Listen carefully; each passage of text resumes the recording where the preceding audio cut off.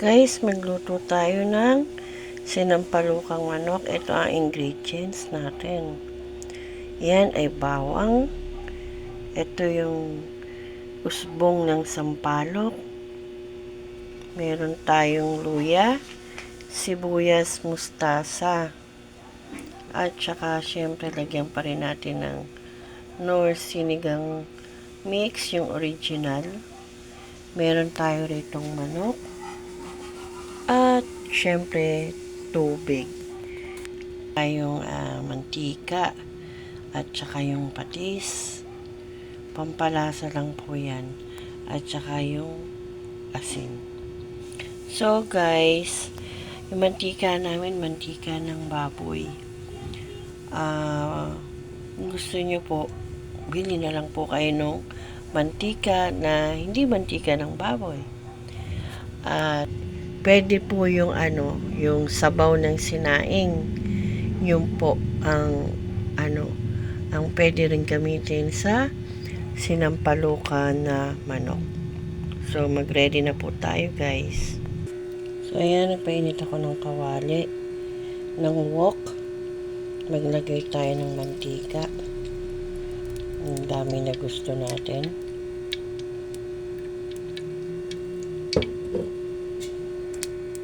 Tapos, unahin po natin yung ating bawang.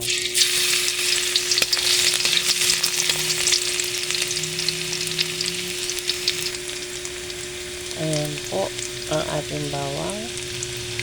Gawin natin medyo brown naman.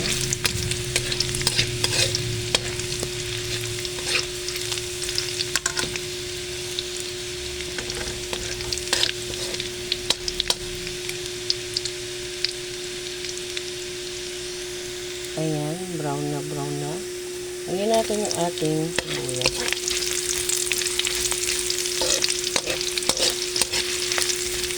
Sangkutsahin natin maigi, guys.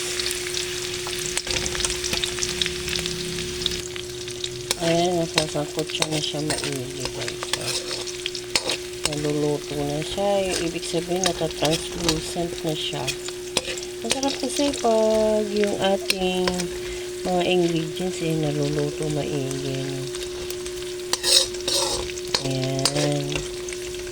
So, ina-next natin dyan ay ang ating luya. So, ayan guys. Luto na. Next natin ay ang ating luya. Ayan. So, ayan guys.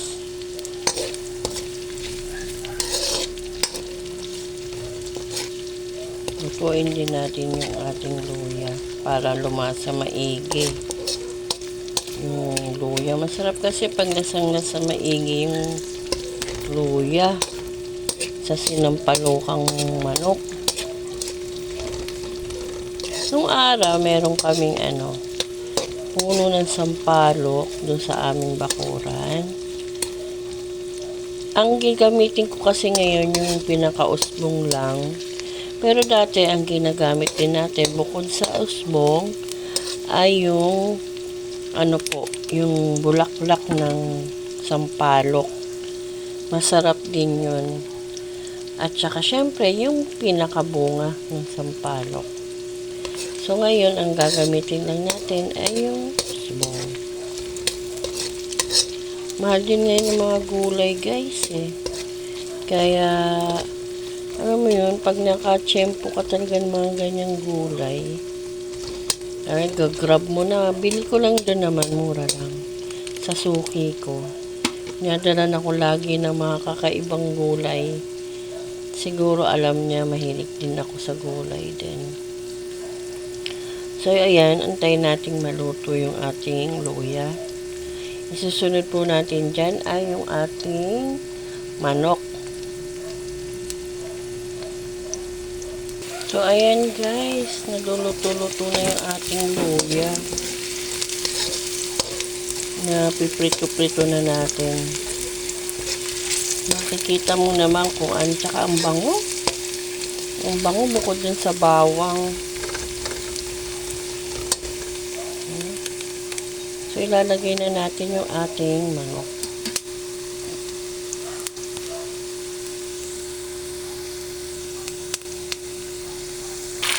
Ayan guys, nilagay ko na, no? So, hahaluin ko muna ito guys. So, ayan guys.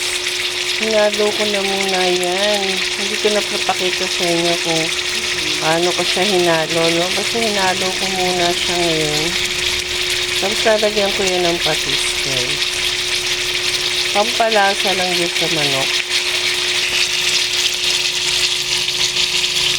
Ayan.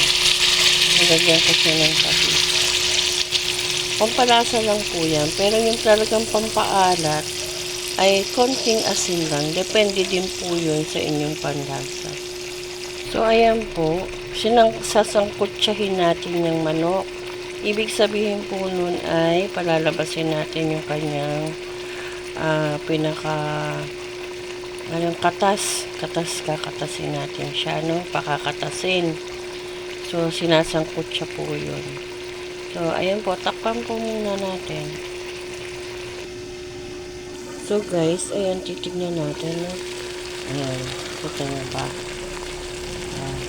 So, haluin natin yun, para yung nasa ilalim, mapunta sa ibabaw naman. Ayan, guys, sinado ko na yan. Kasi ang purpose niyan yung mga, yung mga pula-pulang katulad niya, no? Pula-pula pa. Maluto. Maluto siya, kumatas pa siya lalo, no guys. So, takpan ulit natin. Para kumatas lalo yung manok. Para mas masarap.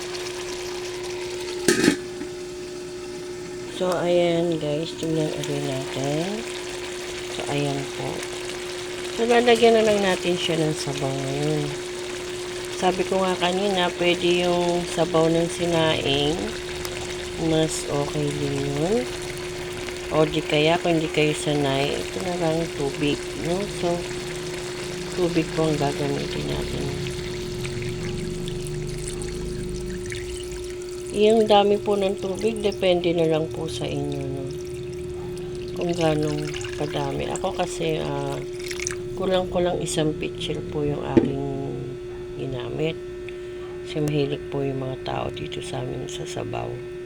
And, haluin po natin. Medyo maandar po yung aking wok. Ayan. Ayan. Tapos, ayan po. Tapos, saka natin siya ulit takpan. Antayin natin kumulo. At saka natin ilagay yung ating mga gulay. Ano po? Unahin natin yung usbong ng sampalok.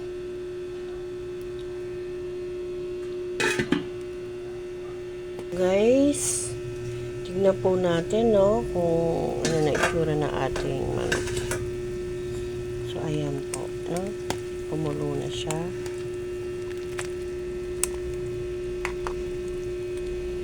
So, ilagay na po natin itong usbong ng sampalok. Ayan po, no, yan.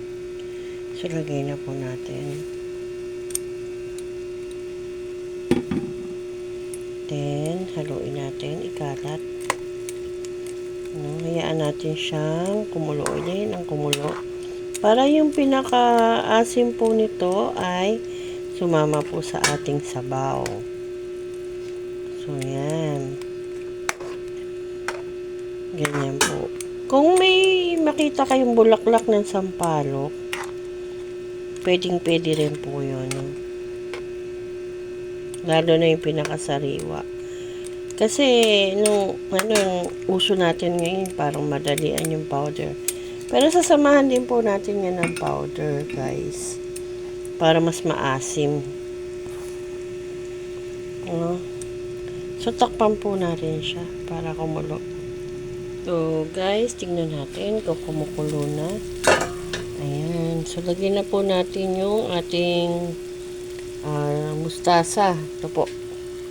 Dahon ng mustasa. Hinati ko, guys, no? Kasi malalaki yung nabili kong mustasa. Hinati ko sa dalawa. Ayan. Nakita nyo ba? Nakahiwala yung tangkay. No? Kasi lubog natin yan. Kasi para maluto siya kaagad. So, ayan po guys, nilubog ko na yung mustasa. Then, add natin yung ating siling na bili. Yan pong siling pansigang, pwede nyong hatiin kung gusto nyong maanghang yung inyong sabaw. Pero kami po baka maganda samid po kaming dalawa ng aking partner. Kaya, sa sausawa na lang po kami mag-aano ng sili. So, ayan po, no? Nubog ko po para maluto yung ating sili. Ayan. Tapos, saka ko po ilalagay yung ating nabiling sinigang powder original. No po. Wag po yung original na yun, sinigang powder na may gabi. Sa baboy lang po yun ginagamit. Ito po sa mga manok, alam ko po ay yung original lamang. So, lagay na po natin. So, ayan po, nalagay na natin to, no? Ito po. Ayan. Maliit na pouch lang po yung inano ko, ang binili po namin. Kasi, meron na po siyang, yung usbong ng sampalok mismo. So, ayan po guys. Haluin natin. So guys, ang pinakalas natin gagawin ay yung paglalagay ng asin. Kanina nilagyan ko siya ng patis para lang pampaano lang po yun sa manok, no? Pero konti lang. Tapos ito pong asin, no? Yan po yung pinakahuling-huli nating ilalagay sa ating sinampalukang manok. Ayan po. So, ayan guys. Tayo ay meron na sinampalukang manok. Pakukuluin lang natin ito maigi at iyon ay tama na. Guys, tara tingnan natin. Ayan. Parang ang sarap-sarap naman. Tikman nga natin.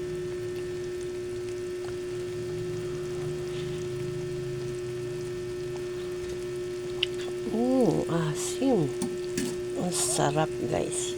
Try nyo po ito guys. Sa inyong mga bahay, no?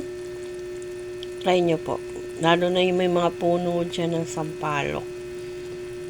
Masarap po talaga. No? Ayun lang po ang ating menu for today. Sinampalukang manok. Maraming salamat po guys sa pag-watch nyo. Please like, share, and subscribe po. Maraming salamat. See you next vlog po. Maraming salamat po. Bye!